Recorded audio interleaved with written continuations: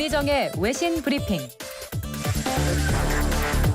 네, 밤사이 들어온 주요 국제뉴스 정리해드립니다. 문희정 국제정치평론가 스튜디오에 나와 계십니다. 어서 오세요. 네, 안녕하세요. 네, 지난 주말에도 미국에서 인종차별에 항의하는 시위가 있었는데 이번에는 굉장히 평화롭게 축제 분위기로 열렸다고요? 네, 그렇습니다. 주말을 맞아 미국 전역에서 수십만 명이 시위에 참여한 가운데 이 광장과 거리 곳곳에서 사람들은 흥겨운 음악에 맞춰 춤을 추고 노래하는 축제의 분위기에서 흑인의 생명도 소중하다고 외쳤습니다. 네. 이 샌프란시스코의 금문교에서는 수천 명이 행진을 벌였고요. 뉴욕, 시카고, 피닉스, LA 등 50개 주 모두에서 시위가 벌어져서 미국 언론들은 역사상 가장 광범위한 규모라고 평가하기도 했습니다.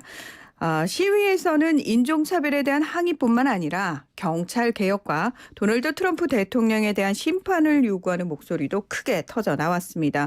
이 백악관에는 주위 2.7km를 높이 2m가 넘는 쇠 울타리가 에워싸고 또 워싱턴 DC 시내 주요 도로도 트럭으로 아예 막아놨지만 백악관 앞거리에는 이번 시위 이후 가장 많은 6천여 명이 모이기도 했습니다. 네.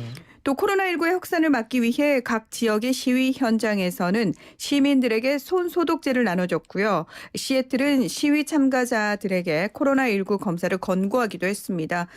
폭력 사태가 사라지자 대부분의 도시가 야근 통행 금지를 해제하거나 완화했고요. 이 또 워싱턴 DC는 폭력 진압을 위해 투입했던 방위군 5천여 명을 현지 시각으로 7일부터 철수하기 시작했습니다. 그리고 지난 주말 우리나라 서울을 포함한 프랑스 파리, 영국 런던, 독일 프랑크푸르트, 일본 도쿄, 케냐 나이로비 등 전 세계에서 동조 시위가 펼쳐지기도 했습니다. 한편 캘리포니아주는 경찰의 목 조르기 체포 훈련을 금지했고요. 콜로라도주 덴버 지방법원은 시민들이 제기한 소송에 따라서 경찰이 시위대를 향해 체류탄과 고무탄을 사용하지 못하도록 명령을 내리기도 했습니다. 네. 자, 미국 시위 소식 첫 번째로 들어봤고요. 자, 이번에는 한때 배럴당 10달러 선까지 떨어졌던 유가가 최근에 반등했습니다. 주요 산유국들의 감산에 합의했다고요? 그렇습니다. 이 사우디아라비아와 러시아의 증산 경쟁으로 서부 텍사스산 원유 기준 4월 말 배럴당 12달러까지 떨어졌던 국제 유가가 6일 현재 7월물 선물 거래 가격이 39달러까지 상승했습니다. 저희가 코로나19 터지기 직전까지 유가가 폭락했다라는 소식 네. 이 시간에 계속 전해드렸죠. 네. 이 뉴욕 상업거래소에서 7월 인도분 서부 텍사스산 원유는 5월 한 달간 88%가 올라서 가장 높은 월간 상승률을 기록하기도 했습니다. 이 오펙과 10개 주요 산유국들은 코로나19에 따른 원유 수요 급감과 사상 최초로 마이너스로 떨어지는 유가 폭락에 대처하기 위해서 지난 4월 12일 긴급 화상회의를 열었는데요.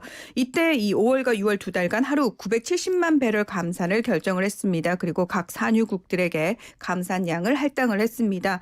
그동안 감산에 동참하지 않았던 미국도 셰일 석유 생산을 하루에 190만 배럴 줄였고요. 노르웨이와 캐나다 등 다른 산유국들도 감산에 동참을 했습니다. 자, 그리고 지난 6일 화상회의를 또 열어서 이 하루 970만 배럴 감산을 7월 말까지 한 달 더 연장하기로 합의를 한 상태입니다. 이 전 세계 원유 수요량의 10% 정도에 해당하는 양인 하루 970만 배럴은 이 오펙과 주요 산유국들이 지난 3년간 합의한 감산량 가운데 최대치라고 하는데요. 네. 블룸버그 통신은 이 오펙을 이끄는 사우디와 또 오펙 외의 진영을 이끄는 러시아의 승리다 이런 평가를 내놓기도 했습니다. 네. 자, 이번에는 대만으로 가보도록 하겠습니다. 대표적인 친중파 인사죠. 한거위 가오슝 시장 탄핵을 당했다고요? 네, 그렇습니다. 이 가오슝시의 한거위 시장은 지난해 홍콩에서 범죄인 인도 법안에 반대하는 반중국 시위가 벌어지기 전까지만 해도 국민당의 유력한 대통령 후보로 돌풍을 일으킨 인물입니다. 네네. 하지만 홍콩에서 대규모 반중국 시위가 계속 이어지는 과정에서 중국이 일국 양제를 무시한 채 강경 대응을 펼치자 이 대만에서도 중국을 향한 반발심이 커졌고 지난 1월 독립 성향의 차이 잉원 총통이 압도적인 표를 얻어서 재선에 성공을 했죠. 이런 변화한 대만 내 분위기를 반영하듯 한거위 시장은 2018년 11월 지방선거에서 승리한 후 1년 6개월 만인 지난 6일 시장직에서 탄핵당했습니다. 네. 이 시장 탄핵 여부를 묻는 소환 투표에서 투표율은 2.14%를 기록을 했고요. 그리고 투표를 한 유권자의 97.4%인 93만 9,090명이 탄핵에 찬성한 것으로 나타났습니다. 네. 이 대만 선거 파면법 등에 따르면 찬성이 반대보다 많고 또 찬성자가 전체 유권자의 25%를 넘으면 탄핵이 되는데요. 가오슝시의 유권자는 229만여 명으로 탄핵 최소 기준은 57만 5천여 명이었습니다. 따라서 그 숫자를 훨씬 넘겼죠. 그러네요. 그러면 이 한거위 시장이 탄핵을 당하게 된 뭐 결정적인 계기 같은 게 있었나요? 네, 이번 소환 투표는 시민단체인 위케어 가오슝이 한 시장이 대선에만 몰두해서 시정을 돌보지 않았다는 이유로 발의를 했습니다. 그리고 가오슝시 유권자의 10%가 넘는 37만 7천여 명이 동의 서명에 참여하면서 소환 투표가 성사가 됐는데요. 그러니까 다시 말해서 시장에 당선이 됐으면 그 시정 업무에 집중해야 되는데 당선된 지 얼마 되지도 않아서 대선 후보로 나서서 정작 시정에는 소홀했다라는 이유를 든 겁니다. 네네. 자, 하지만 한 시장은 이번 소환 투표를 민진당의 정치적 중상 모략으로 규정을 하고 유권자들에게 투표 보이콧을 호소를 했습니다. 이에 따라서 지지층들이 투표 자체를 하지 않았습니다. 이 가오슝시 선거관리위원회가 7일 이내에 투표 결과를 처리하는 절차를 밟아서 파면 사실을 공고할 예정인데요. 파면이 확정이 되면 6개월 이내에 보궐선거가 치러지게 됩니다. 네. 사실 가오슝시는 원래 민진당의 세가 훨씬 강한 곳인데 한거위 국민당 후보가 당선이 돼서 이 당시 굉장히 파란이 일었던 곳인데 다시 돌아갔다 이렇게 보시면 될 것 같습니다. 네네. 이 파면안이 가결되면서 한 시장은 대만 역사상 처음으로 유권자에게 중도 소환된 첫 지자체장이라는 불명예를 안게 됐습니다.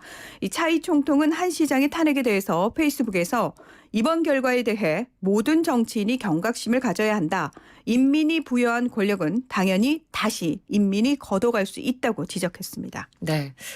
자, 이제 끝으로 일본 소식입니다. 일본에서도 뭐 재난지원금이 지급된다 이런 이야기들이 나왔었는데 지금 제대로 지급이 잘 안 되고 있나 봐요. 그렇습니다. 이 지난 4월 18일에 일본 정부가 국적을 불문하고 주민기본대장에 등재된 모든 사람에게 1인당 10만 엔, 우리나라 돈으로 약 113만 원을 지급한다고 발표를 했습니다. 그리고 지난달 11일부터 신청이 시작됐는데요. 네. 그런데 일본 언론에 따르면 지난달 말 기준으로 지급률이 약 2.7%에 불과한 것으로 밝혀졌습니다. 특히 이 도쿄도를 비롯한 그 주요 소재지 등 모두 34개 시구에서 지급 대상인 약 1,000만 가구 중 27만 가구에만 전달이 됐다는 건데 심지어 지급 업무를 기초지자체가 담당하고 있어서 정책을 총괄하는 총무성 입장에서는 이 지급 현황에 대해서 정확한 파악조차 하지 못하는 것으로 나타났습니다. 네. 그러니까 일선 지자체 담당자들은 신청 내용 확인에 시간이 걸리고 또 금융기관의 절차를 처리하기 위해서 신청 후 입금까지 또 몇 주가 필요하기 때문에 늦어지고 있다고 설명을 하고 있는데요. 네네. 그러니까 사실 이런 문제점은 이미 재난지원금 신청이 시작될 때부터 지적이 돼 왔습니다.